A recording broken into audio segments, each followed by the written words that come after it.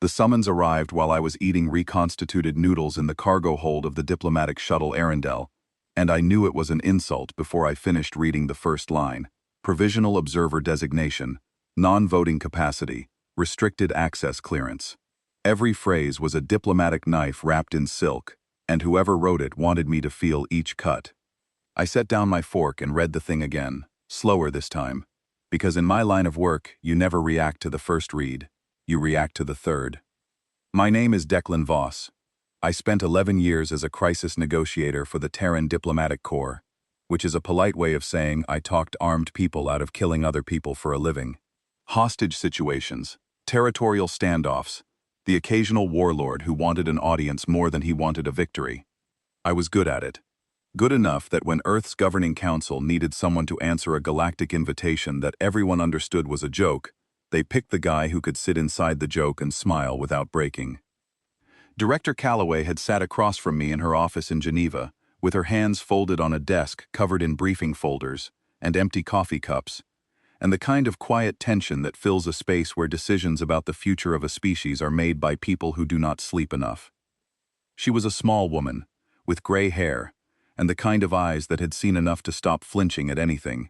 She had slid the holographic summons across the desk and said, "They want a pet, Declan. They want something small and harmless that they can put in a chair and point at when they want to feel generous. Your job is to be the pet until the moment it is useful to stop being one." I had asked her when that moment would come.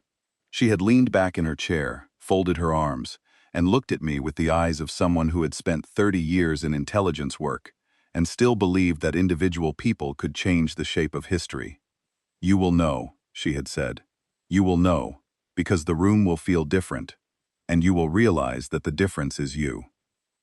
The Galactic Governing Council operated from a station called the Convocation Ring, an orbital construct the size of a small moon that housed 312 species delegates, along with their staffs, their translators, their security details, and their egos. I had studied the station's layout during the 3-week transit from Earth.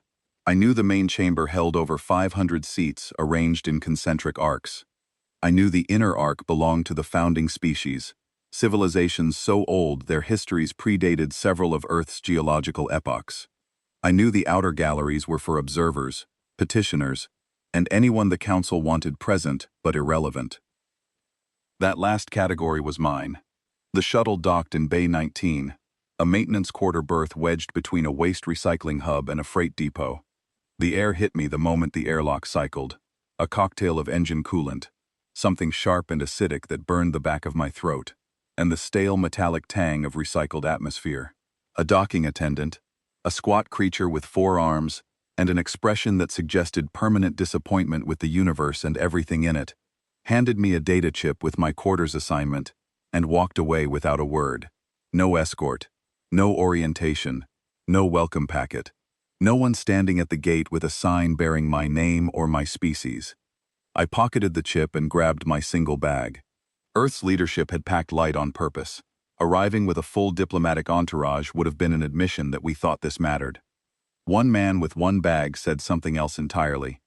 It said we were paying attention but not desperate, and in every negotiation I had ever conducted, the person who appeared least desperate controlled the room. I found my quarters on Deck 14, a compartment roughly the size of a storage closet, with a fold-down bunk that creaked under my weight, a sanitation alcove barely wide enough for my shoulders, and a data terminal bolted to the wall with screws that had rusted at the edges. The terminal worked. That was the only thing I needed. I dropped my bag on the bunk and powered up the system, and within 10 minutes, I had accessed the Council's public archives. Voting records going back 4 centuries, trade arbitration rulings, committee rosters, session transcripts, procedural bylaws, amendment histories. It was all there, vast and unprotected, sitting in a public database that anyone could read, because nobody in the history of this station had ever worried about an observer actually reading it. The data was not hidden. It was simply ignored, the way you ignore a library that you are certain no one in the building can understand. I started reading. The knock on my door came 2 hours later. I opened it and found a Cathari standing in the corridor, and I recognized him immediately from the briefing files. Councillor Jael Toravani, tall, angular, with skin that shimmered between deep blue and violet depending on the light, like oil on dark water. He wore formal diplomatic vestments, embroidered with the sigils of the Cathari Dominion, intricate geometric patterns that seemed to shift when you looked at them too long. He smiled at me, with the careful warmth of someone who had practiced the expression in a mirror until it was indistinguishable from the real thing. He was the one who had sponsored my invitation. He was the architect of the joke.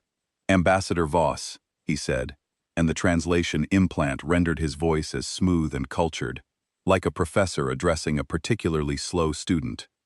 Welcome to the convocation ring. I cannot tell you how delighted I am that Earth accepted our generous offer. Counselor Toravani, I said. The delight is mutual.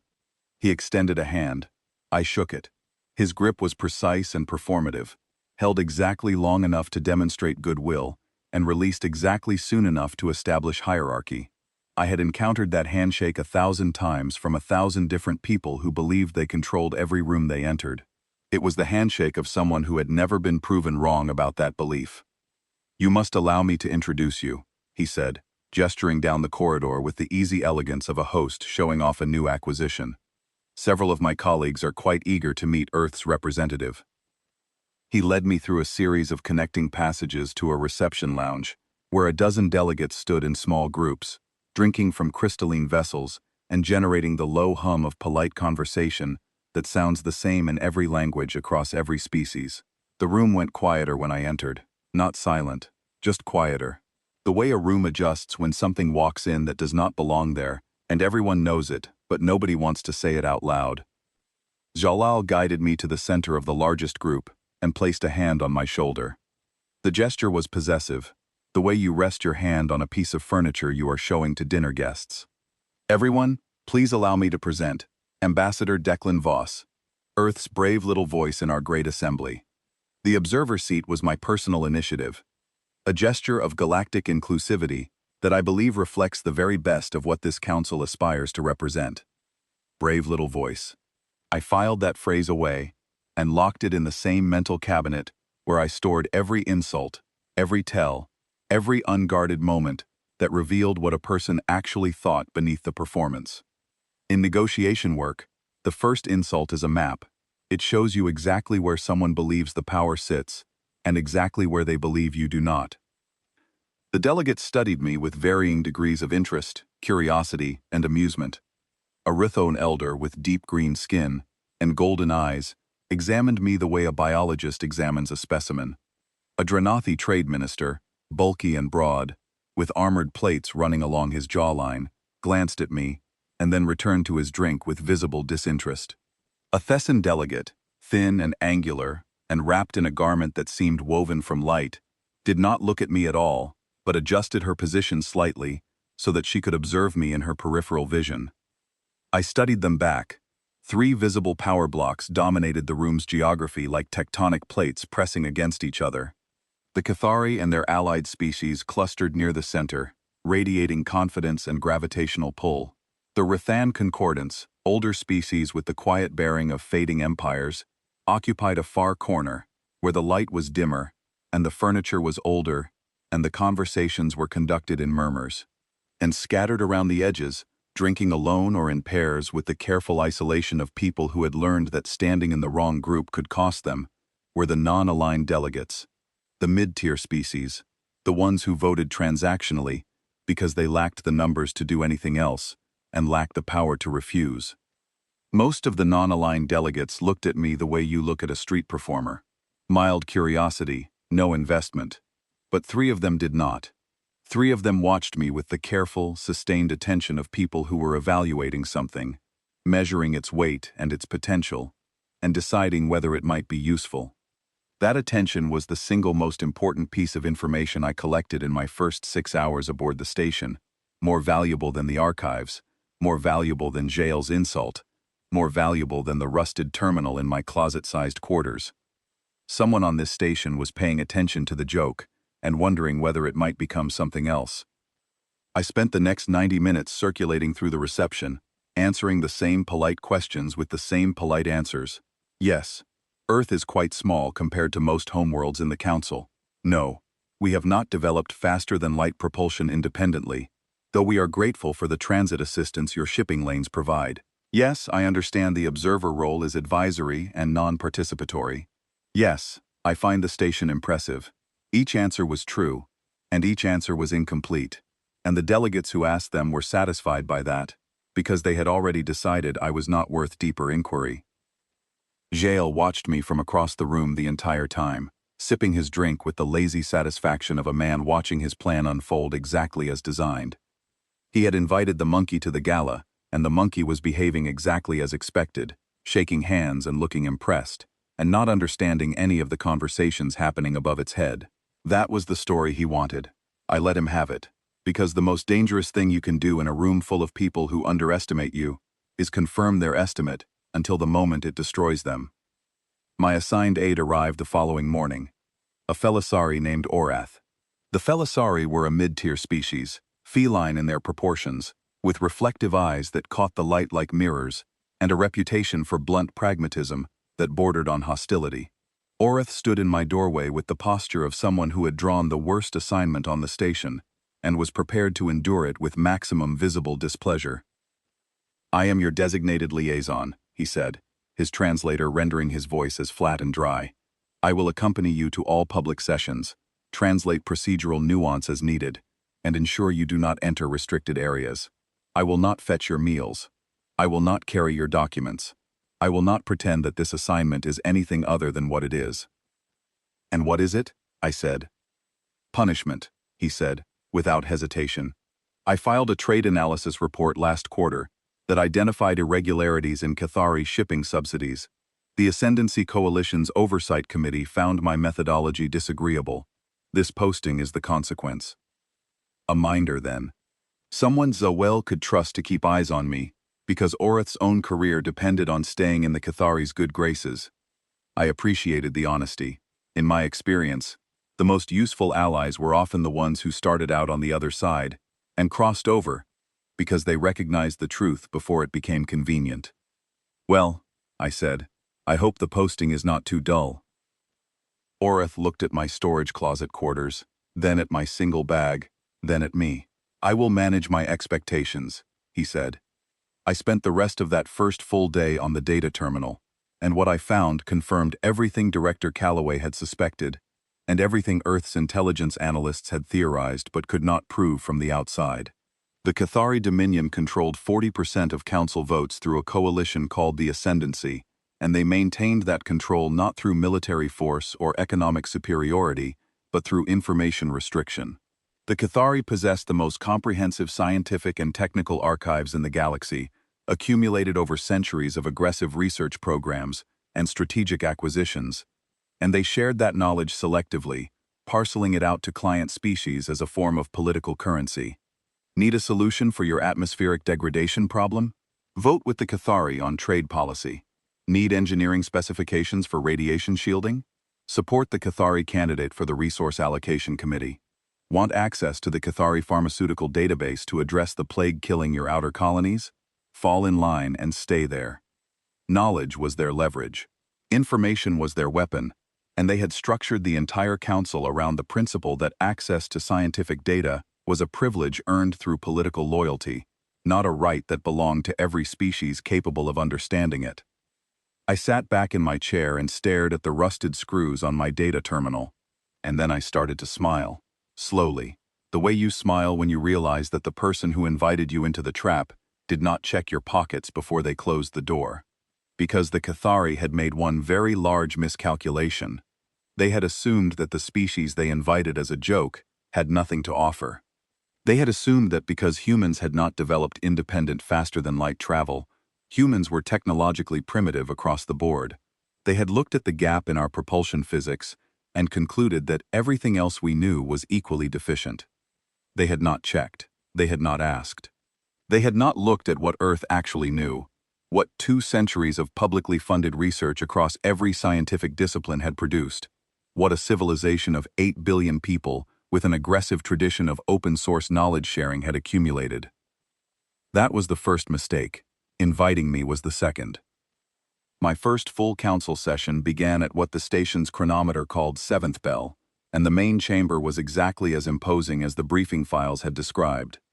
500 seats arranged in descending arcs around a central speaking platform, with holographic displays suspended at intervals, and the observer galleries elevated along the upper rim like afterthoughts bolted to a cathedral ceiling. I sat in the third row of the gallery, beside a delegate from a species that looked like a cluster of animated moss, and an empty chair that belonged to a petitioner who had given up and gone home 6 months earlier.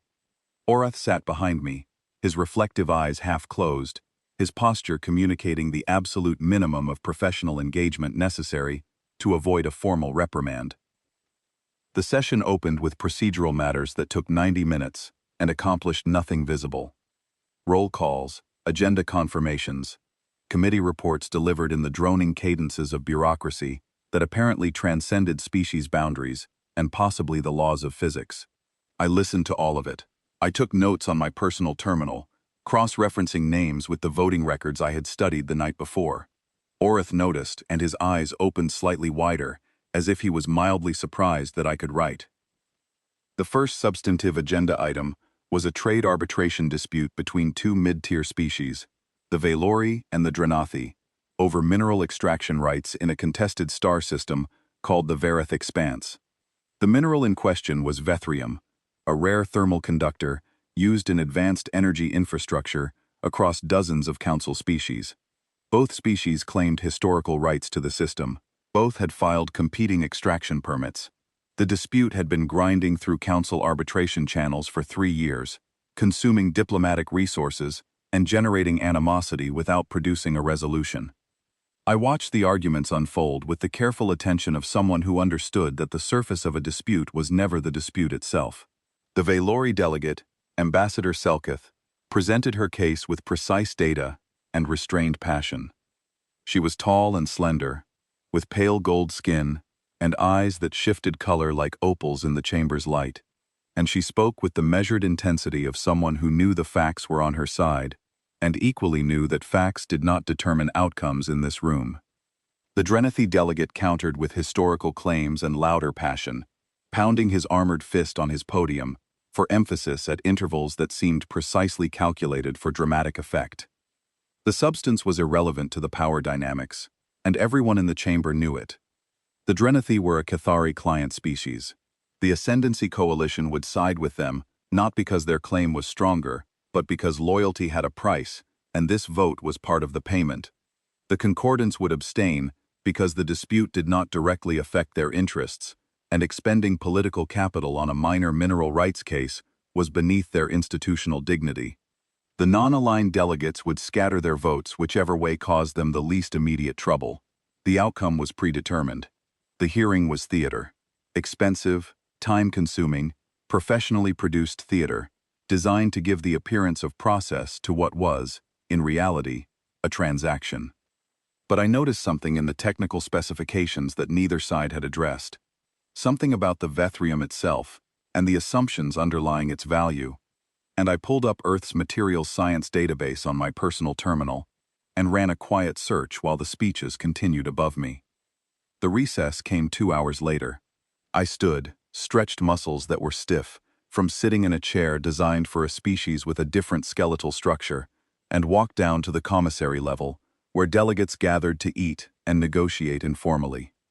The commissary was a vast, open space, with food preparation stations catering to dozens of different biochemistries, and the smell was an experience I lacked the vocabulary to describe accurately.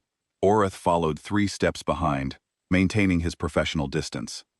I purchased something from a vendor who scanned my biology with a handheld device that hummed and flickered before settling on green, which apparently meant my biochemistry would survive the transaction, and assured me the selection was compatible with human digestion. It tasted like warm cardboard, with a faintly floral aftertaste that lingered on the back of my tongue. I found a table near the Velori delegations section, positioned where I could see both the main entrance and the corridor leading to the Ascendancy's private meeting rooms, and sat down. Ambassador Selkith was eating alone. That told me something important. Delegates who expected to win did not eat alone during recesses. They were surrounded by allies, congratulated by supporters, courted by opportunists looking to attach themselves to the winning side. Delegates who ate alone during recesses had already counted the votes and found the number insufficient. Selkith knew she was going to lose, and she was sitting with that knowledge, the way a person sits with a wound they cannot treat. I approached her table and introduced myself. She looked up at me with those shifting opal eyes, and I saw recognition, dismissal, and a flicker of curiosity pass across her face in rapid succession. "I know who you are," she said. "The human observer, Jael's little project." "That is one way to describe it," I said. "May I sit?" She gestured to the chair across from her with a motion that was more resignation than invitation. I sat. "I have a question about the Verith Expanse dispute," I said. "Specifically about the Vethrium deposits and their industrial application." Selkith's expression shifted from guarded tolerance to genuine surprise. "You were paying attention to the hearing." "I pay attention to everything. It is the only productive use of time available in the observer gallery." I leaned forward slightly, resting my forearms on the table. "The extraction reports estimate the Vethrium yield at roughly 12 million metric tons over a standard cycle. But the downstream processing requirements for thermal conductor applications demand a purity grade of 97% or higher. What is the average purity of the raw Verath deposits?" She set down her utensil and studied me with new attention. 89%, possibly 91%, with enhanced refining techniques, though the enhanced techniques are expensive, and the equipment is proprietary. Proprietary to whom? The Cathari. They control the only refining facilities in the sector capable of processing Vethrium to conductor grade. So, whichever species wins the extraction rights still depends on Cathari refining capacity to make the deposits industrially useful. Yes. The word came out flat and bitter. She had clearly understood this dynamic long before I pointed it out. The dispute is not about who owns the mine. It is about who incurs the greater obligation to the Cathari for the privilege of accessing their refineries. The Dranathi are already a client species. They pay that price willingly. For the Velori, winning would mean entering an economic dependency that we have spent 2 centuries avoiding. Then perhaps the dispute can be resolved by removing the assumption that makes it a dispute at all, I said. I pulled my personal terminal from my pocket and placed it on the table between us. "Ambassador, are you aware that Earth developed a synthetic thermal conductor compound approximately 41 years ago for use in our fusion energy infrastructure?" She was not aware. No one on the station was aware. I spent the next 20 minutes walking her through the compound's chemical profile, the manufacturing process, the base materials required, and the industrial applications for which Earth had deployed it over 4 decades of continuous refinement. The compound achieved a thermal transfer rating comparable to processed Vethrium at 98% purity straight from the manufacturing line, no refining required, no proprietary equipment, no dependency on any single supplier. The process was published in Earth's open scientific literature. It was not classified. It was not patented for commercial restriction. It was, by any standard the Council would recognize, freely available information. Selkith listened without interrupting. When I finished, she sat back in her chair and looked at me with those shifting opal eyes, and for the first time since I had arrived on the convocation ring, someone looked at me and did not see a joke. "You are telling me," she said slowly, "that the mineral my people have been fighting over for 3 years has a functional substitute that your species developed as a routine solution to a supply chain problem. I am telling you that the assumption underlying the entire dispute, the irreplaceability of natural Vethrium, may not be as solid as everyone in that chamber believes. I have the full technical specifications. I can send them to your terminal, if you want to have your own scientists review them independently." "Why?" she said. "Why are you offering this?" "Because you asked a question that deserved an answer, and I happen to know one." She studied me for a long moment. "Nobody on this station gives anything for free, Ambassador Voss. That is exactly why doing so tends to get people's attention." Over the next 2 day cycles, word spread through the station's informal networks the way it always does when someone offers something valuable in a place where everything has a price. 3 more delegates approached me, each one arriving with skepticism and leaving with data. A Thessan agricultural minister named Farath sought me out in the commissary with a translator that crackled with barely suppressed agitation. She described a soil depletion crisis on her species' primary farming worlds, land that had been overcultivated for centuries and was now failing at an accelerating rate. Their scientists had been unable to develop a remediation strategy. I pulled up research from the University of Cape Town and the Agricultural Institute in Osaka and walked her through 3 different soil restoration approaches that Earth had developed for analogous problems, complete with implementation timelines and resource requirements. A Pileshe structural engineer described a persistent harmonic resonance problem in his species' orbital habitats, a vibration frequency that built over time and eventually caused structural fatigue in load-bearing elements. His people had been reinforcing structures faster than they degraded, a losing race that consumed enormous resources.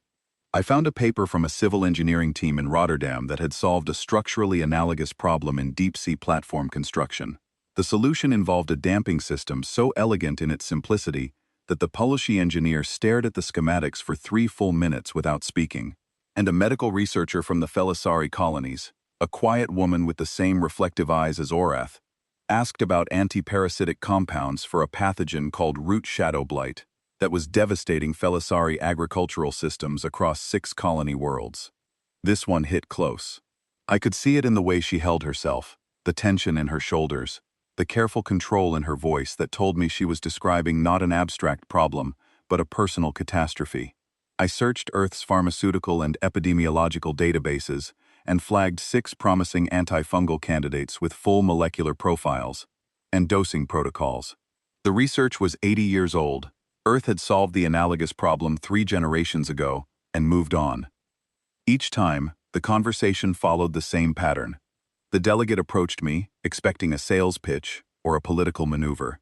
I asked questions, I listened, I searched Earth's databases, and then I shared what I found, freely, completely, without conditions, without asking for anything in return, without implying that I might someday ask. This confused them profoundly. In the Council's political economy, knowledge was currency. Nobody gave away currency without expecting change in return.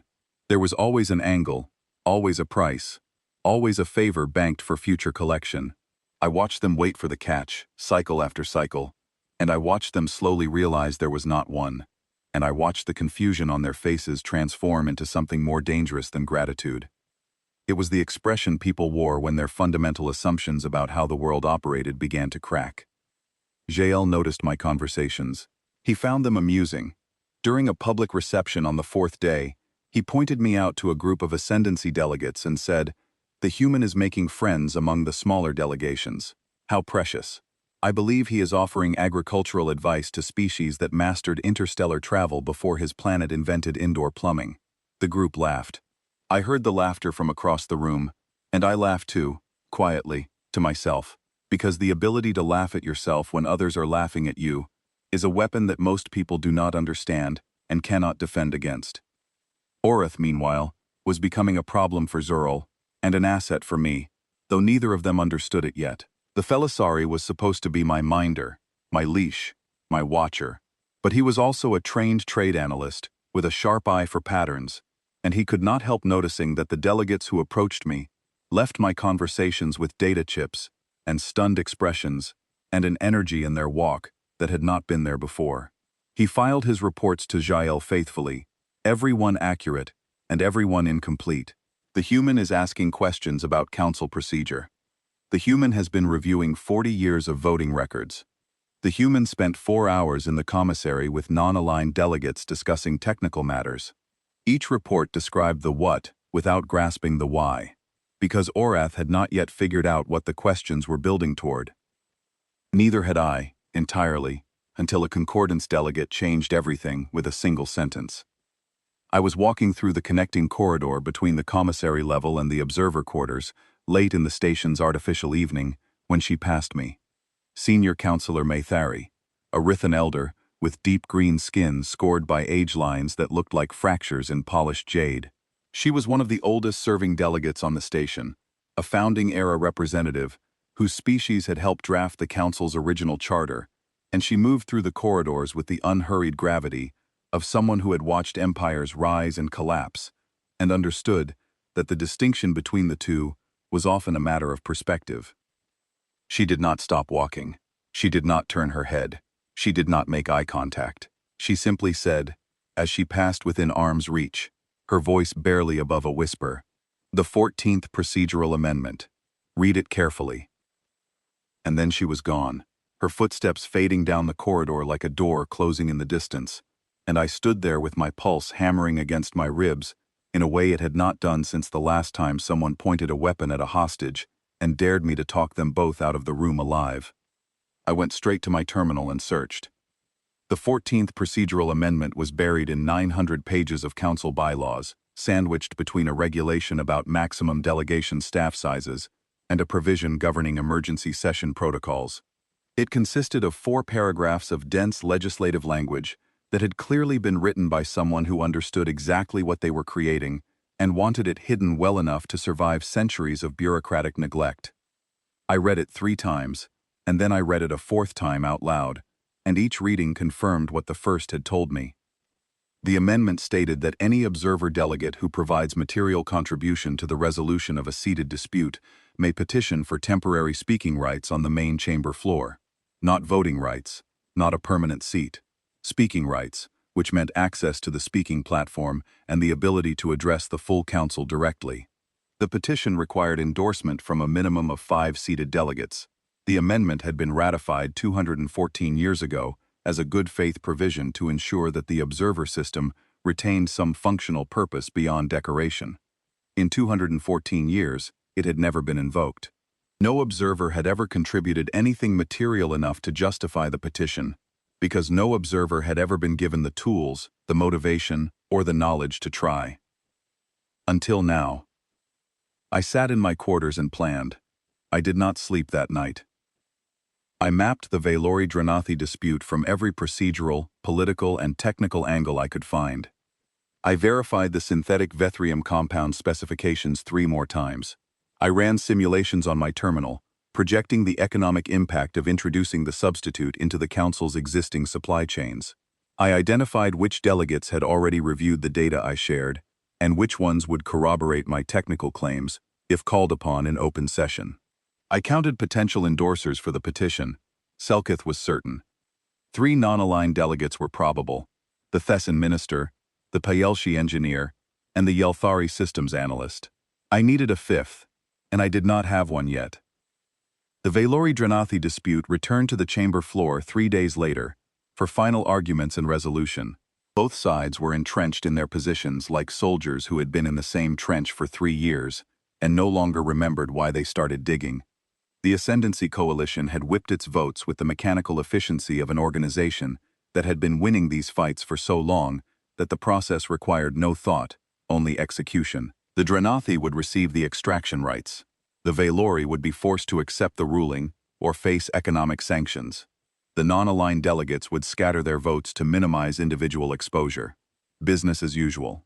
The machine grinding forward on the same track it had run on for centuries. The session opened. The Dranathi delegate spoke first, presenting his closing argument with the confidence of someone who had already counted his votes and found the number sufficient. The Valori rebuttal was passionate, but resigned. I sat in the observer gallery and listened to the defeat in Selkith's voice, even through the translation matrix. She knew how this ended. Everyone in the room knew how this ended. And then Selkith did the thing we had arranged.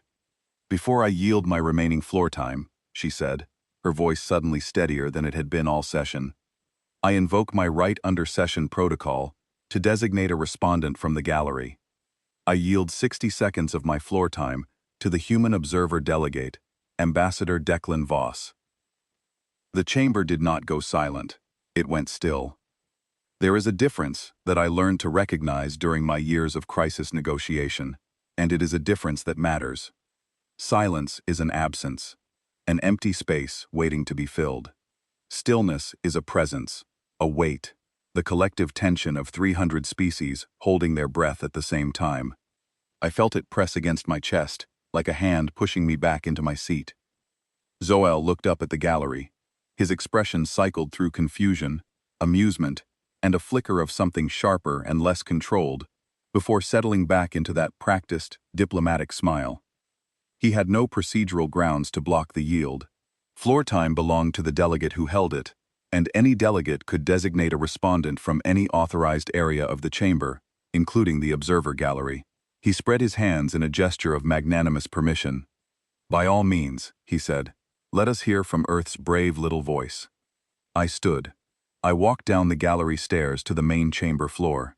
The distance was roughly 40 meters, and I used every step of it to control my breathing and organize my thoughts into the tightest, most efficient structure I could build. 60 seconds.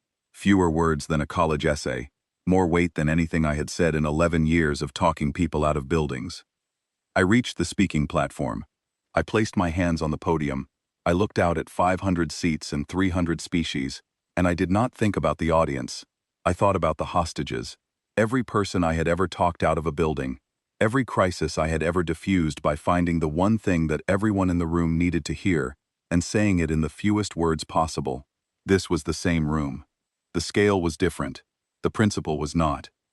"Counselors," I said, "I will be brief, because I have 60 seconds, and the point is simple. The dispute before you concerns extraction rights for Vithrium in the Vareth Expanse.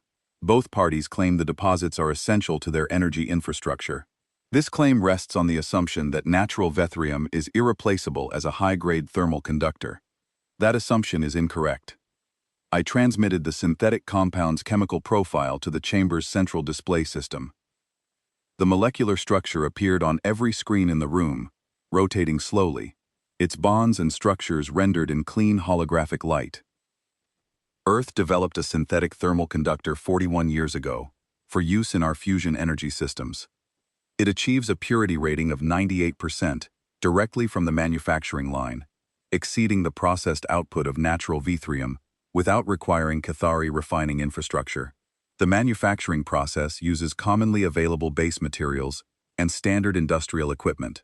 The full technical specifications, including the manufacturing process, the materials list, and the quality control protocols, are freely available. Earth places no restrictions, no licensing requirements, and no conditions on their use. I have already shared this data with Ambassador Selkith and several other interested delegates, who can independently verify its accuracy. I paused. The chamber was still in that heavy, breathless way that I had learned meant something was about to break. This means the mineral rights dispute is economically moot. Neither party requires the Vareth deposits if the synthetic alternative is available, and the synthetic alternative is available to everyone in this chamber, effective immediately, at no cost. I respectfully suggest that the Council's time and the claimant's resources would be better directed toward implementing the substitute than continuing to litigate access to a resource that is no longer scarce. I stepped back from the podium. My 60 seconds were spent. The Drenathi delegate was on his feet instantly, his armored jaw working with anger. He demanded verification. He demanded an independent technical review. He demanded to know by what authority a provisional observer was presenting uncertified data to a seated session. Ambassador Selkith stood and confirmed, her voice clear and steady now, that she had reviewed the synthetic compound's technical data independently through her own scientific institutions and found it sound. The Thessan agricultural minister rose and corroborated the claim, noting that she had received separate technical data from Earth's archives on an unrelated agricultural matter and that the quality and accuracy of the information had been independently confirmed by her species research council. The Paelshi engineer and the Yelthari systems analyst followed, each confirming that they had received and verified data from Earth's scientific databases. The humans' information was legitimate. 5 seated delegates were saying so, on the record, in open session. The chaos that followed was controlled but seismic. Delegates spoke over each other. Translation matrices struggled with the volume and the crosstalk. Jael called for order 3 times before the chamber settled into something approaching quiet. I used the settling to do the thing I had been building toward since the moment I read the 14th Amendment in my quarters 4 nights ago. "Presiding Counselor," I said, addressing Maythari, who sat in the moderator's position for this session, her jade-green face betraying nothing. "I invoke the 14th Procedural Amendment and petition for temporary speaking rights on the basis of material contribution to the resolution of a seated dispute. I request endorsement from 5 seated delegates." 5 hands went up before I finished the sentence.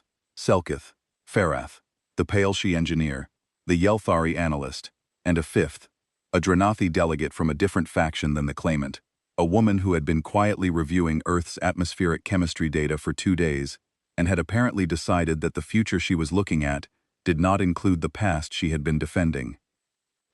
5 endorsements, the minimum threshold. The petition was valid. Jael moved to block it. He cited procedural concerns. He questioned the credibility of the endorsing delegates. He requested a formal review period. He argued that the 14th Amendment had never been tested in practice, and that its application required careful legal analysis before it could be invoked in a live session. Maithari listened to each objection with the patience of someone who had spent 2 centuries learning exactly which rules mattered and which ones were scenery. Then she spoke. The petition satisfies the requirements of the 14th Amendment as written. The endorsements are from seated delegates in good standing. A procedural review would delay the current session calendar by a minimum of 18 day cycles, affecting 47 pending agenda items, including 9 ascendancy-sponsored motions scheduled for the current cycle. She paused, and I saw the faintest ghost of something in her expression that might have been the closest a 200-year-old elder of a founding species had come to satisfaction in a very long time. The petition is approved. The human observer is granted temporary speaking rights, effective immediately. The chamber erupted, not in applause because this was not that kind of body. It erupted in the rapid, heated, overlapping exchanges of 300 delegations, simultaneously recalculating every assumption they held about the current session's power dynamics. Someone had just changed the equation, and the someone was a species that most of them could not have located on a star chart 6 days ago. Jael found me in the corridor afterward. The charm was still there, but the warmth had cooled by several degrees, like sunlight passing behind a cloud. That was clever, he said, walking beside me with measured steps. I underestimated your species' capacity for procedural maneuvering. I will not make that error again. It is not maneuvering, I said. It is reading. The bylaws are public. I read them. The distinction is academic. You have speaking rights now, Ambassador.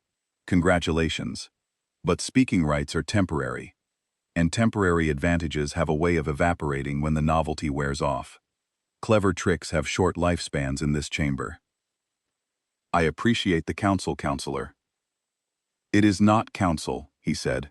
And for a moment, the mask slipped, and I saw the predator beneath the diplomat, the cold, strategic intelligence that had built the Ascendancy Coalition into the dominant force in galactic politics.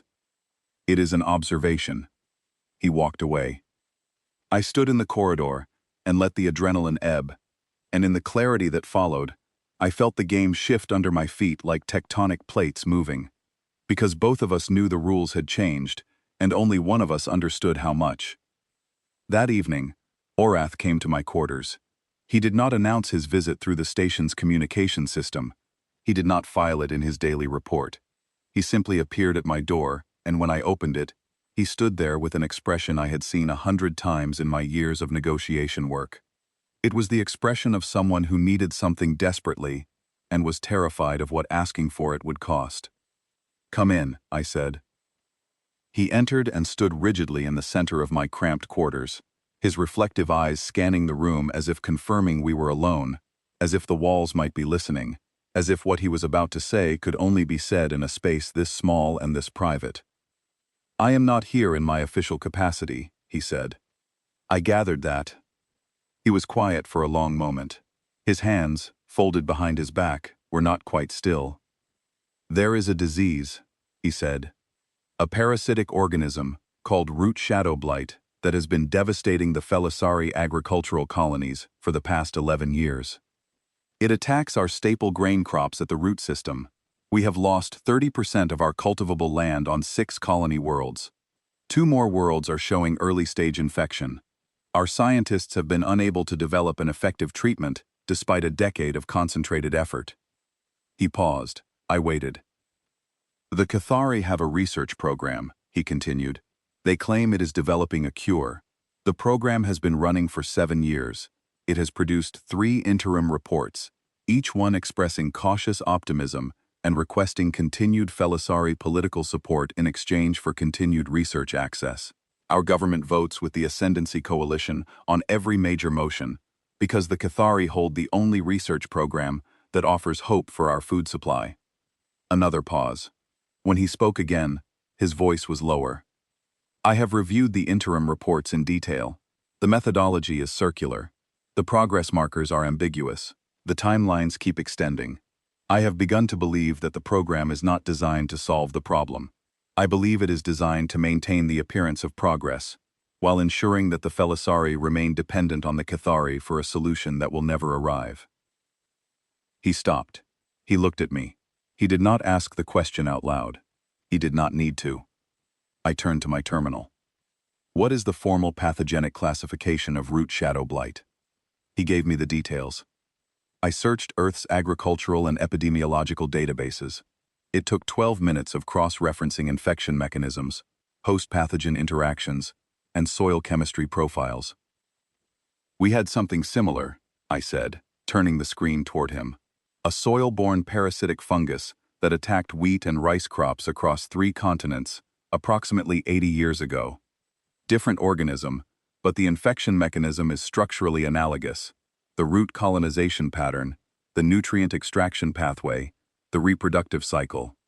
Earth's agricultural research institutions developed 6 different treatment approaches over a 15-year period, ranging from bioengineered resistant crop strains to targeted antifungal compounds that disrupt the parasite's reproductive chemistry. All 6 approaches are documented. All 6 are published in open-access journals. None of the research is classified or commercially restricted. I showed him the 6 treatment protocols, one by one.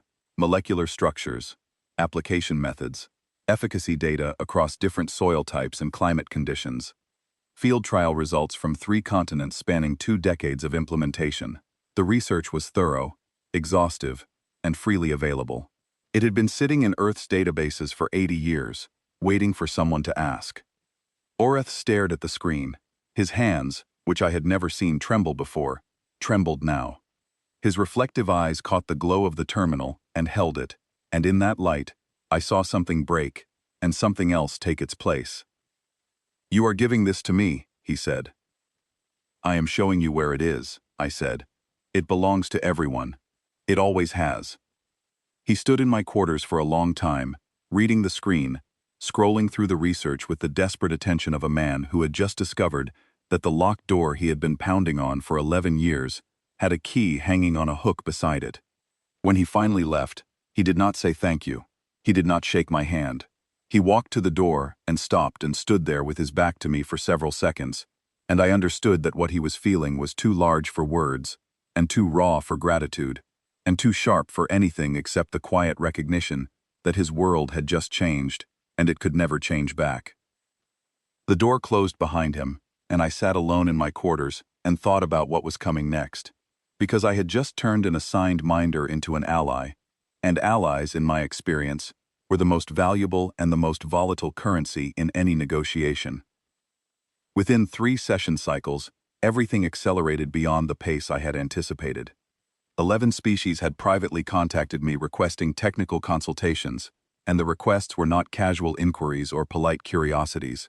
These were specific, urgent, operational problems that had been grinding against their civilizations for years or decades. Energy infrastructure limitations that constrained industrial development. Medical research dead ends that left populations vulnerable to preventable diseases. Agricultural crises that threatened food security on colony worlds. Engineering challenges that their own scientists had worked on for generations, without resolution, not because the problems were inherently unsolvable, but because the solutions existed in databases they had never been permitted to access. Earth's unclassified scientific archive was not small. 2 centuries of publicly funded research across every discipline from molecular biology to astrophysics, from materials science to epidemiology, from agricultural genetics to civil engineering, millions of peer-reviewed papers, thousands of comprehensive datasets, entire fields of study that the galactic community had never encountered because they had never thought to look. The Cathari had assumed that a species without faster-than-light travel was primitive across every domain of knowledge. They had confused a specific technological gap in propulsion physics with comprehensive ignorance, and that confusion was now costing them everything they had built their empire on. I shared the information freely. No conditions, no trade agreements, no memoranda of understanding, no formal partnerships, no favors logged for future collection. I answered questions and provided data, and I asked for nothing in return. This, more than anything else I had done, more than the speech, more than the procedural petition, more than the synthetic Vethrium compound, was the thing that broke the Council's operating logic at its foundation. The Thessan delegate Furath cornered me in the commissary one morning, her translator crackling with undisguised agitation. "I do not understand your strategy," she said. "You are distributing technical knowledge to a dozen species without demanding reciprocal access to their research. You are not building alliance obligations. You are not creating dependency structures. You are not accumulating political capital. What is your angle?" "I do not have an angle," I said. "Everyone has an angle. Earth has spent its entire history watching what happens when knowledge is treated as a commodity instead of a commons. Wars fought over patents, famines caused by restricted agricultural techniques, civilizations that stagnated and collapsed because the people who needed solutions could not afford to buy them from the people who had them. We decided a long time ago that publicly funded research belongs to the public, all of it. Every species, every planet, every civilization that can make use of it. That is not a strategy, Counselor Furath. It is a principle, and principles do not have angles." Furath stared at me with her luminous eyes. "That is either the most naive thing I have ever heard," she said, "or the most dangerous." "In my experience," I said, "those tend to be the same thing." The effect on the Ascendancy Coalition was immediate and structural, exactly the kind of damage that no amount of political maneuvering could repair, because it attacked the foundation rather than the facade. 3 client species who had relied entirely on Cathari technical support for critical infrastructure issues, the Paelshi with their orbital harmonic problems, the Yelthari with their power grid limitations, and the Felisari with their agricultural blight, now had alternative solutions sourced through my consultations, solutions that worked. Solutions that were free, solutions that came with no strings, and no obligations, and no political price tag. Their loyalty calculus shifted overnight, and the shift was not subtle. The entire architecture of Cathari influence rested on one principle. They were the only source of advanced technical knowledge in the Council. Remove that monopoly, and the loyalty it purchased evaporated like water on a hot surface. It was not that the client species suddenly hated the Cathari. It was simpler and more devastating than that. They simply no longer needed them, and in politics, need is the only currency that does not depreciate. The first visible crack appeared during a routine vote on shipping lane regulations. 2 Ascendancy client species abstained. It was a minor motion, the kind of procedural housekeeping that normally passed without discussion or dissent. The abstention changed nothing about the outcome, but in a coalition that ran on lockstep discipline, where every vote was a demonstration of unity and every deviation was a signal that could be read from across the chamber floor, it was a tremor. I watched it happen from my temporary seat near the non-aligned section. I watched the Cathari aides exchange glances. I watched Jael's 4 eyes track across the chamber to the 2 delegations who had broken formation, and I watched his expression remain perfectly still, which was worse than anger, because it meant he was already calculating countermeasures. The fissure was small, but I had spent my career watching small fissures become canyons, and the speed of the transformation always depended on whether anyone was applying pressure to the crack. Zoel escalated. He called an emergency closed session, which my temporary speaking rights did not grant me access to attend, and pushed for a motion to revoke my speaking rights on the grounds that external interference from an unvetted species was destabilizing council proceedings. The motion needed a 2/3 majority. It failed. The non-aligned bloc voted against it unanimously, 67 delegates moving as one body for the first time in council history. The concordants abstained, and their abstention was not neutrality. It was a statement wrapped in procedural silk. Senior Councillor Mathery was overheard in the corridor afterwards saying, with the calm precision of someone delivering a verdict, We did not build these bylaws so they could be dismantled the moment they inconvenienced someone powerful. Jael found me on the observation deck overlooking the station's external docking array, where I had taken to standing during off-hours because the view of open space, the raw enormity of it, helped me think. He did not bother with pleasantries. "You are engineering a political coup," he said. His voice was flat, stripped of all performance, all charm, all practiced warmth. This was the real Jael, the strategist, the architect, the builder of empires. "I am sharing publicly available scientific data with anyone who asks for it," I said. "You are dismantling alliance structures that have maintained galactic stability for 3 centuries. I am providing information. If that destabilizes your coalition, perhaps the coalition was built on something that does not survive exposure to alternatives. Do not lecture me about alternatives, human. You do not understand what you are disrupting. The Ascendancy Coalition is not a vanity project. It is a framework. It manages trade disputes, enforces territorial agreements, coordinates defense against external threats.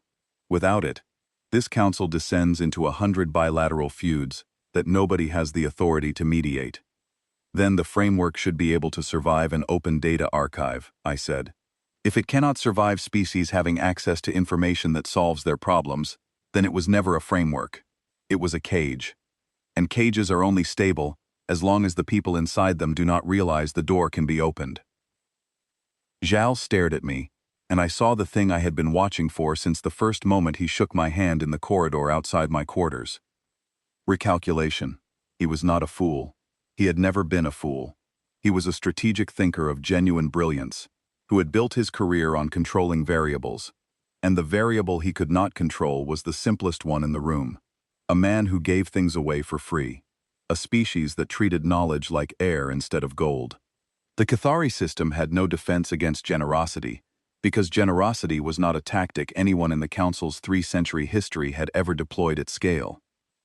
"You think this ends with you sitting in a real seat," he said. "You think generosity wins you a place at the table." "I think it wins the table a future worth sitting at," I said. He left without responding. I stayed at the window and watched the stars turn in the slow rotation of the station and thought about what was coming, because I could feel the momentum building the way you feel, a wave building when you are standing in the ocean, and I knew from 11 years of crisis work that momentum always provokes a counter-reaction, and counter-reactions are always more violent than the force that triggered them. Orth confirmed my instinct that evening.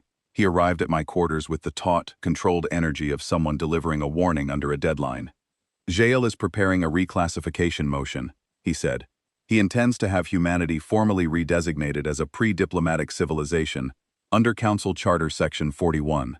If the motion passes, your observer status is permanently revoked, your speaking rights are voided, and all further contact between Earth and Council member species is banned, pending a formal review process that Jael will ensure never reaches a conclusion." When does it hit the floor? Next session cycle, he has been calling in every favor and every debt across the Ascendancy network for the past 2 days. His staff believes he has 220 committed votes. He needs 209. I sat with that number, 220, 11 votes more than he needed, even with the non-aligned bloc voting against it. Even with the concordance abstaining, that margin was comfortable enough to absorb defections. "There is one more element," Orath said, his voice lower now, his reflective eyes holding mine with an intensity that told me the next part was the part that mattered most. "The motion includes a provision for retroactive data quarantine. Any species that has downloaded or integrated technical information sourced from Earth's archives would be required to purge that data from their systems within 30-day cycles. Compliance would be monitored by Cathari inspectors." That was the kill shot, not just expelling me from the station, but erasing the knowledge I had shared. Forcing species to destroy the solutions they had already begun implementing. Telling the galaxy, explicitly and on the record, that ignorance was Council policy, and the Cathari would enforce it. I opened a communication channel to Earth's diplomatic relay. Director Calloway answered within 10 minutes. "I need the full index," I said. "Everything. Every publicly funded research output from the last 2 centuries. Every discipline, every database, every field, every paper. I need it uploaded to the Council's public data network and made freely downloadable, no restrictions, no authentication, no cost. A pause that lasted exactly long enough for her to understand what I was asking and why. That is 31 terabytes. I know. The upload will take approximately 4 hours on the Council's available bandwidth. If they detect it and block the transmission, we cannot force it through from this end. They will not detect it in time. The public data network is automated. Uploads do not require administrative approval for content under 50 terabytes. By the time anyone notices, the data will be cached on 90 different species' local servers. Another pause. You are asking me to give away 200 years of human knowledge to every species in the galaxy. I am asking you to make it impossible to put the genie back in the bottle. Calloway was quiet for a long moment. I could hear her breathing through the relay.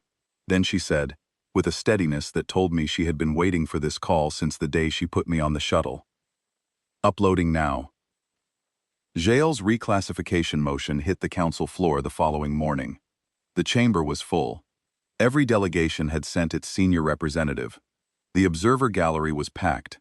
Species that normally dispatch junior staffers to routine sessions had recalled their ambassadors from other engagements.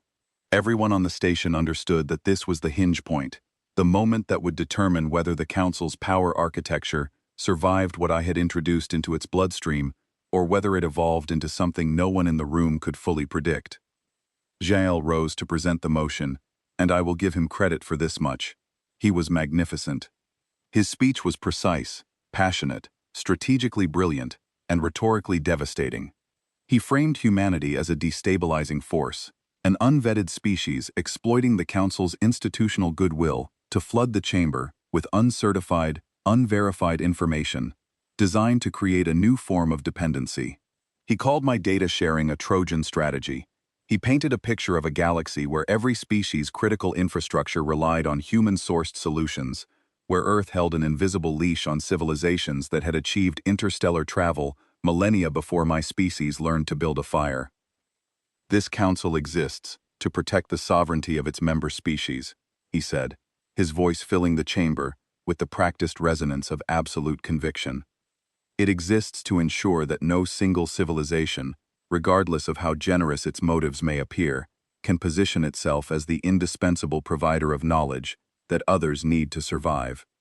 The human representative has been among us for less than a single rotation cycle. In that time, his species' data has infiltrated the research programs, the agricultural systems, and the infrastructure planning of dozens of member worlds.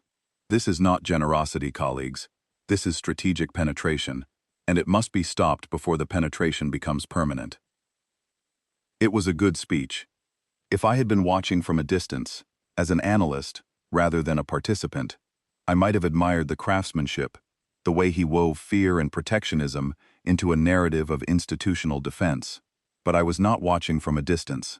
I was standing on the chamber floor, with temporary speaking rights that were about to become the most consequential 60 seconds of any human's life. Maithari, presiding for the session, recognized me for a response. I stood at the platform and looked out at the chamber. 500 seats, 300 species. The accumulated political weight of a galactic civilization that had operated on the same principles for 300 years. And I did something that nobody in the room expected. I agreed with him. Councillor Toravani is correct, I said. Dependency is dangerous. Any species whose critical systems rely on a single external provider is vulnerable to coercion, manipulation, and exploitation.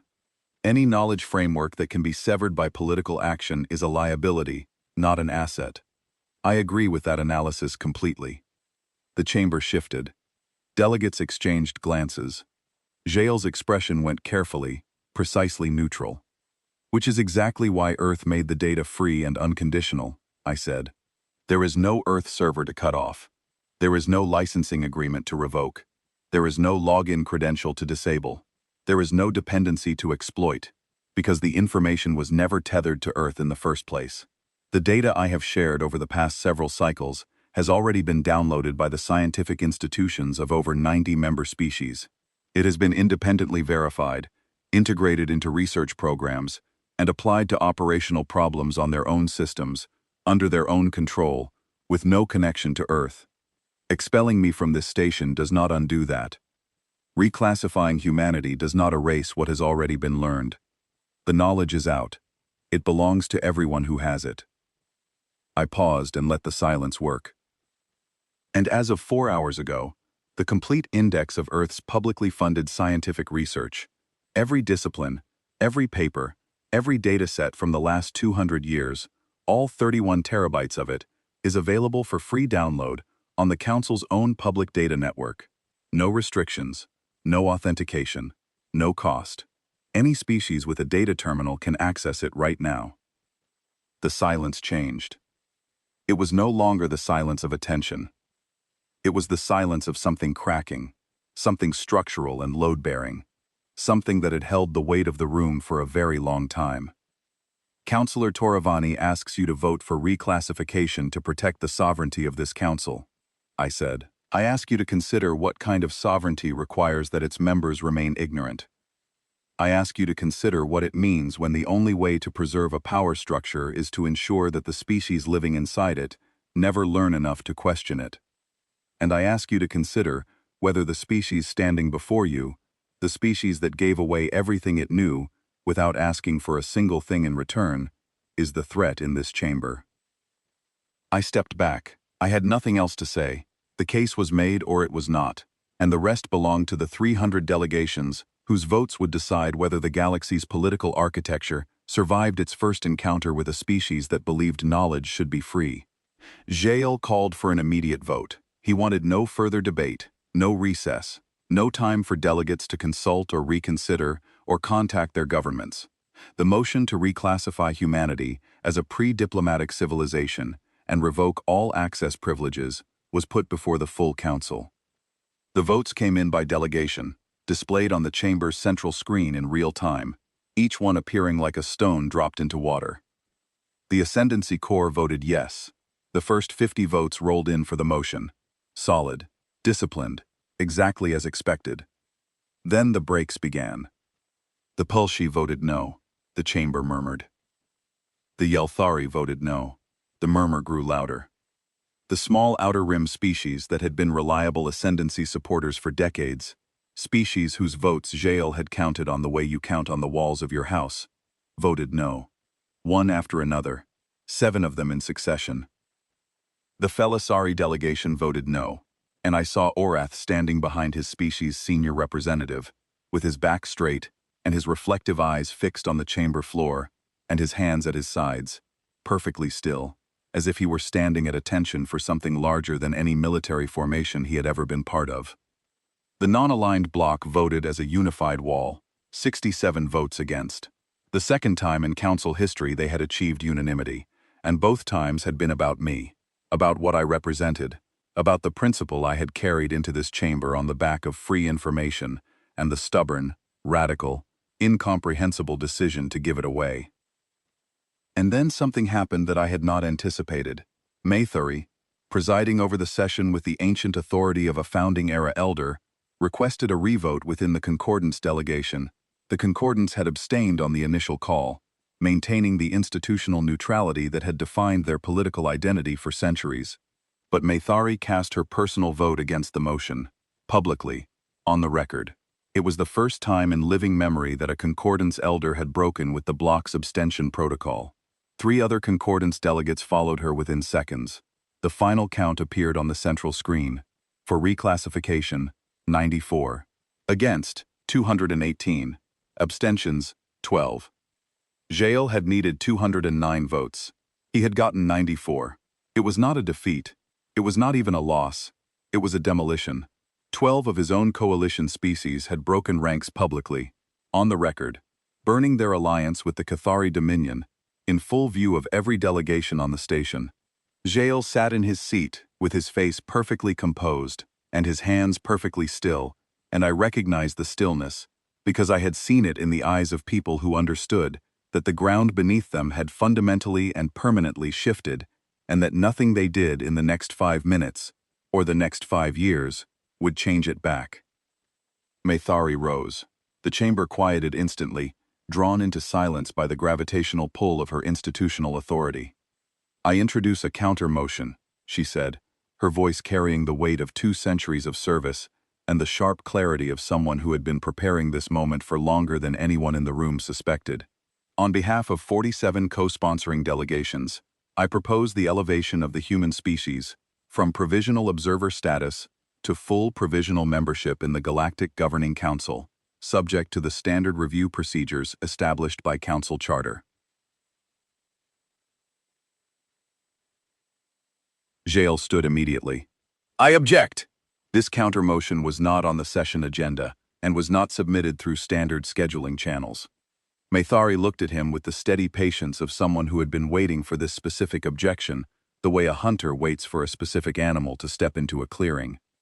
"The counter-motion is filed under Expedited Consideration Protocol," she said, "which grants priority scheduling to any membership proposal that receives co-sponsorship from a minimum of 40 delegations.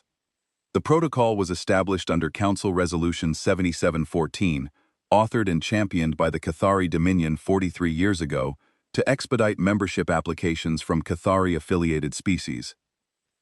She paused, and in the silence that followed, I heard someone in the non-aligned section make a sound that was unmistakably a laugh, quickly suppressed, but not quickly enough. "The resolution does not specify," Maithari continued, "that the protocol may only be invoked by its original sponsors. The counter-motion is procedurally valid under the Council's own existing framework. We will vote." The irony was so precise it felt surgical. The Cathari had written a rule to fast-track their allies into the Council.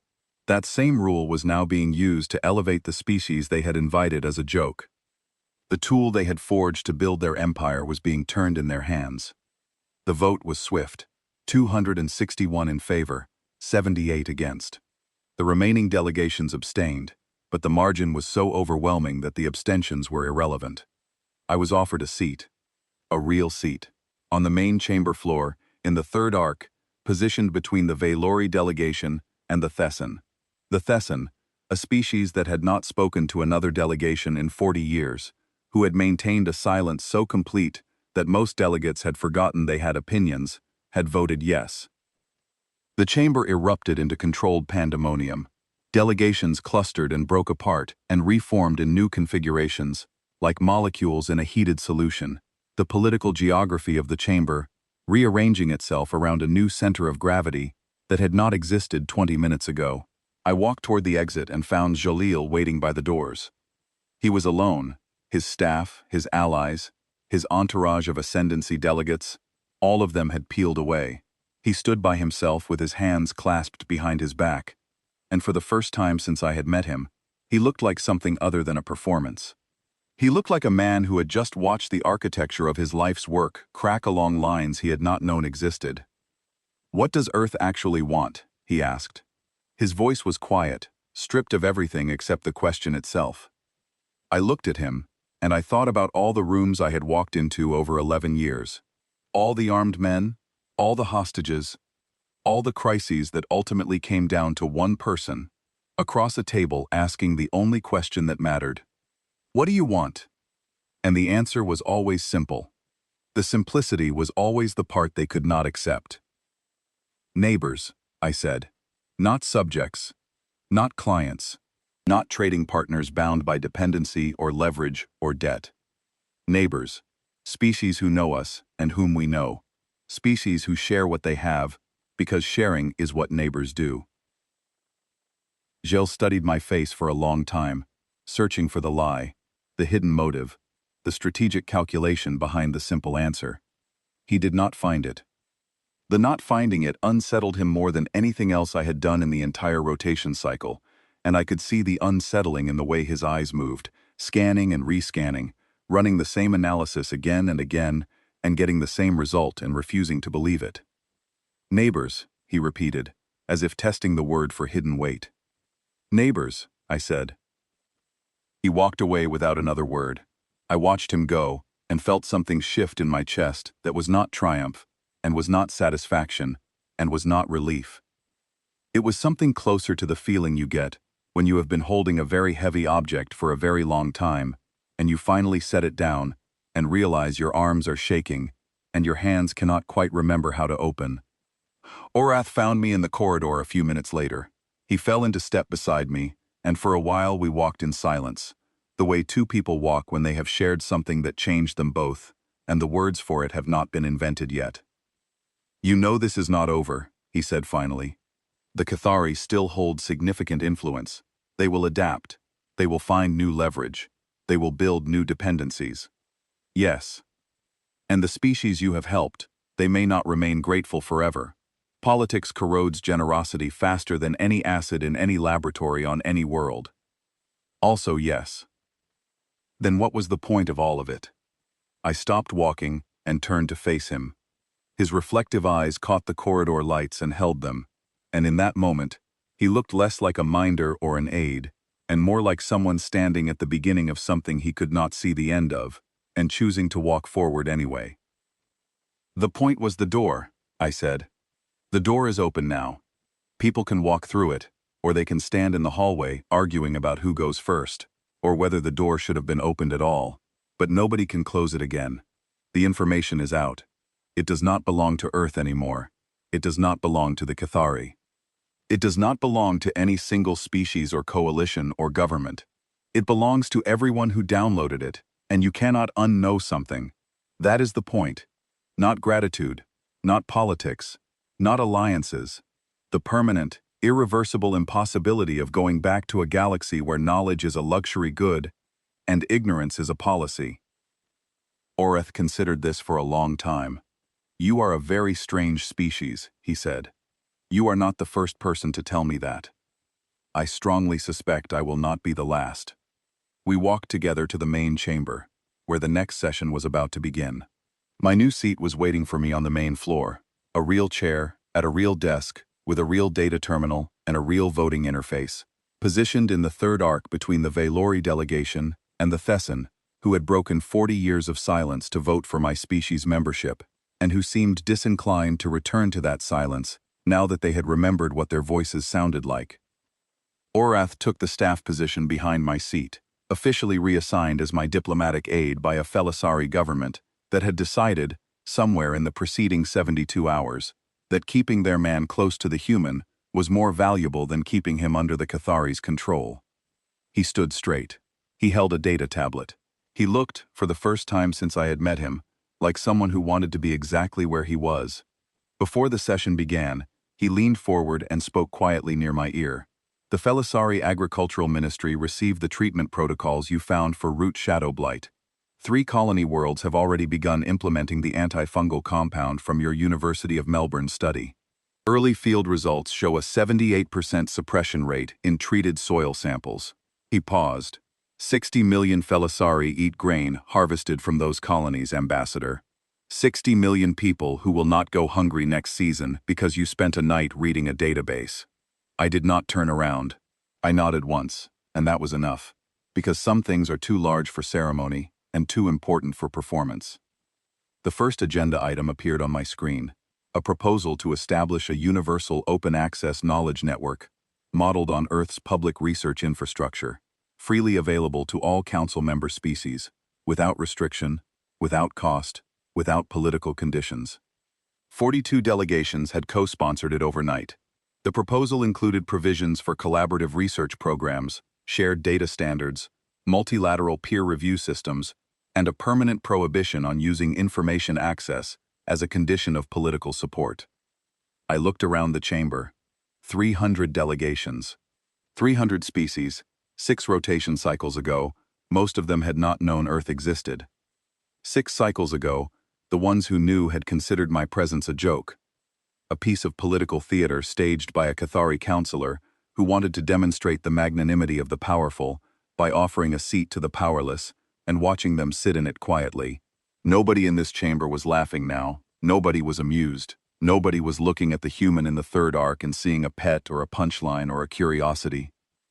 Counselor Ferreth, the Thessan who had not spoken to another delegation in 40 years, leaned toward me from her adjacent seat. Her translator rendered her voice as a dry whisper. "Your species has a remarkable talent for making noise," she said. "We prefer to think of it as contributing to the conversation," I said. She made a sound that might have been a laugh.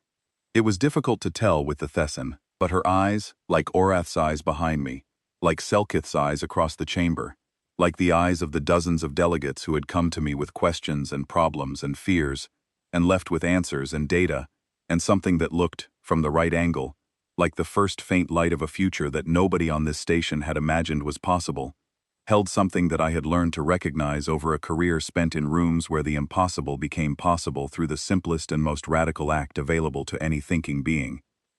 Treating other people like they mattered, sharing what you had, opening the door and leaving it open, and trusting that what walked through it would be, on the whole and over time, worth the risk.